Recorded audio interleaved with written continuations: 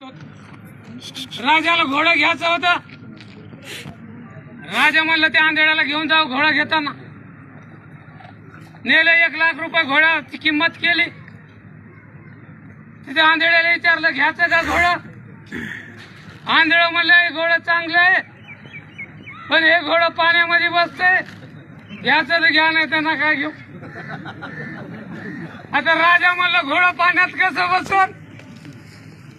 आंधळ म्हणलं घोड्याच्या मालकाला जरा दटून विचारा तुम्हाला फसवायला ते. राजानं त्याला दटील म्हणलं आम्हाला फसीचं का, पाण्यात बसणार घोडा द्यायला. ते म्हणलं बरोबर आहे, लहानपणी या घोड्याची आई वारली होती म्हणले म्हणून हे म्हशीला पेत होत आणि म्हशी पाण्यात गेलं की हे बी जात होत आणि म्हशी बसलं की हे बी बसत होत. याला पाण्यात बसायची सवय झाली.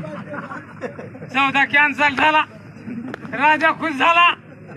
दरबारात आल्यावर आंधळ्याला म्हणलं 10 किलो ज्वारी बक्षीस देतो, पण तुला कस काय माहित झालं घोडं पाण्यात बसतंय म्हणून. आंधळ म्हणलं राजे साहेब मी आता घोड्याचा वास घेतला तर त्याच्या अंगामध्ये मला शेणाचा वास आला म्हणून मी अंदाज लावला की कुठं तरी पाण्यात बसलं, मसड याच्यावर अंगावर हागली म्हणून. त्याला 10 किलो ज्वारी बक्षीस दिली. त्याच्या बाद दुसरी गोष्ट झाली, राजाच्या पोराला पोरगी बघायला जायचं. दुसऱ्या राजाची पोरगी होती, या राजाचं पोरग. आता राजा म्हणला आंधळ्याला घोड्याचं कळतंय तर माणसाचं बी कळत असत. पोरगी बघायला आता याला सांगत देऊ नेलं. या राजानं त्या राजाच्या दरबारात बसले. पोरीनं चहा पाणी आणली. सगळ्यांनी पोरगी पाहिली. पोरगी चहा पाणी देऊन गेली. मग राजा म्हणला पोराचा बाप ही चहा पाणी आणलेली पोरगी होती म्हणले माझ्या पोराला करायची का.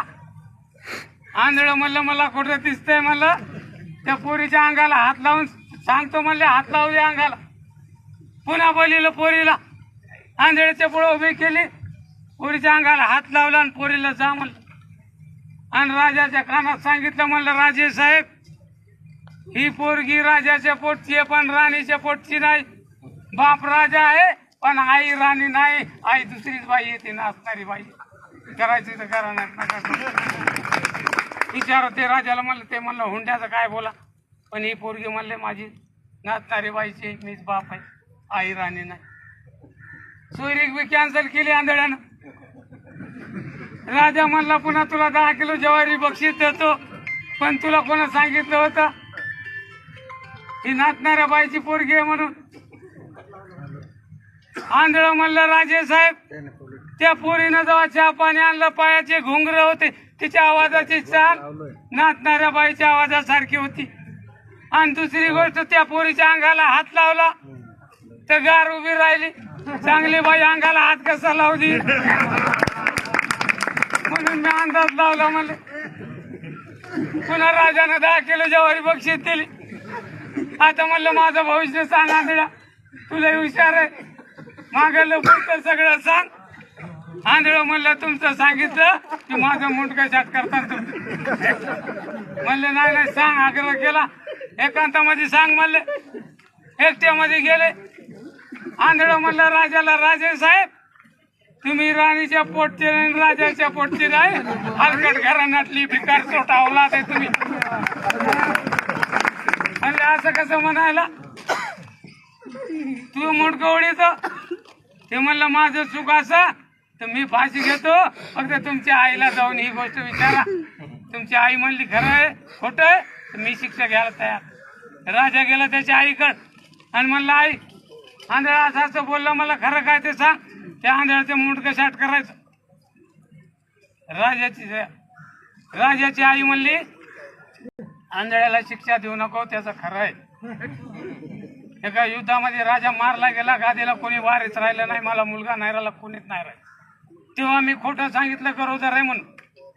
काही दिवसांनी गरोदर असल्याचं नाटक केलं आणि एका रात्री शिपायांना सांगितलं रात्रीच्या वेळी मुलगा चोरून आणा. तानं मूल त्यांनी कोणाचं तरी मूल चोरून आणलं आणि दरबारामध्ये सकाळी बातमी लिहिली म्हणजे राणी साहेबाला मुलगा झाला, तुझा सांभाळ केला, लहानाचं मोठं केलं आणि गादीवर बसवलं, पण तू आमच्या घरात जन्मलेला नाही.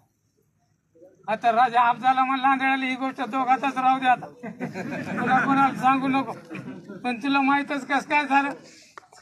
आंधळ म्हणलं राजे साहेब घोडा घेताना तुमचा 1 लाखाचा फायदा केला तर तुम्ही 10 किलो ज्वारी बक्षीस दिली.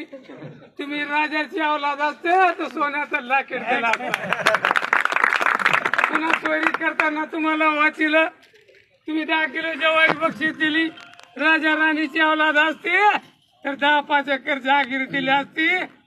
तसे आता कोणी म्हणतात साहेब लोक मी बी शेतकऱ्याच आहे, माझा बी बाप शेतकरी आहे, पण ही औलाद शेतकऱ्याची आहे का नाही याच्याबद्दल